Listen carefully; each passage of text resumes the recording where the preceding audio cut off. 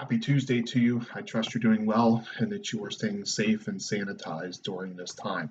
This week we're working through our attitudes and we're looking at Jesus' Sermon on the Mount found in Matthew chapter 5. Yesterday we looked at our attitude of humility and that we need to come humbly before the Lord. Today we're going to look at Matthew chapter 5 verse 4. Blessed are those who mourn, for they shall be comforted. Do you find it interesting or odd that Jesus would say, happy are those that are sad? Happy are those that have a broken heart. The Greek word Jesus uses here is the strongest word possible for mourning. It conveys a desperate, helpless sorrow. Now, we have felt that sorrow over the last few weeks. We feel the sorrow for those that are suffering.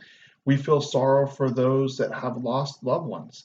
We feel sorrow for those seniors in high school or college that are not able to do the final college or high school experiences of prom and graduation and baseball seasons and softball seasons. And we mourn for them. Our heart hurts for them. And that's the idea that comes across.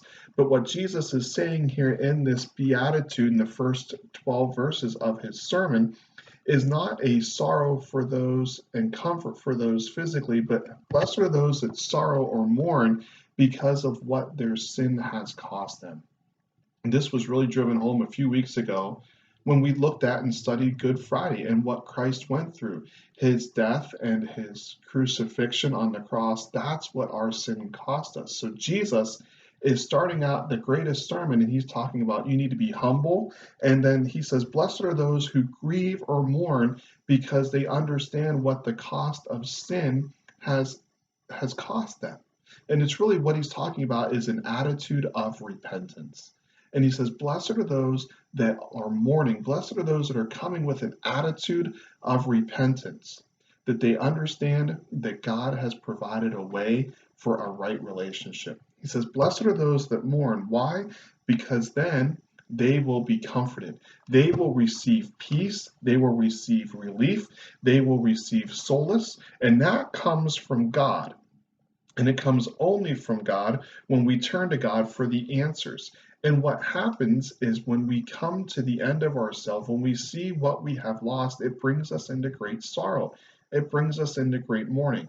And my hope and prayer is that during this time of loss and mourning, that it will cause us to pause and reflect, and that we will turn to God, and then He will give us the comfort that only He can give. A great cross-reference is Philippians chapter 4, verses 6 and 7.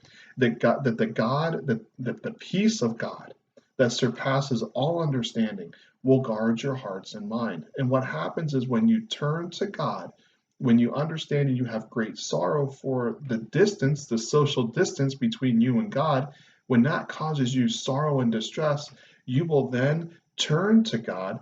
And then God brings a peace that passes all understanding. We looked at that a few weeks ago. There is a peace that God gives that passes all understanding that we cannot articulate because it's above us. And that peace will come from God when we come to Him in a state of mourning or grief because of our broken relationship, because of our social distancing with Him.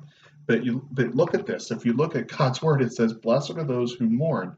You need to come with an attitude of repentance. That's our part of this. And that is so easy to say, and yet sometimes it's really difficult to do. And really what happens during this time is that through the brokenness, we turn to God and we find true peace when we seek Him with all of our hearts. And during this time of social distancing, I pray that your time with God has not become social distance, but that you have been able to draw near to Him. And if you're in a state of mourning, let me know. If you're in a state of mourning for the physical loss or the material losses that you have, reach out. I'd love to help you work through that. If you're in a state of mourning because of your relationship with the Lord, reach out. I'd love to be able to help you walk through that and be able to draw closer to your relationship with the Lord. I hope you have a good day, and I pray that your mourning will turn to comfort as you draw near to God.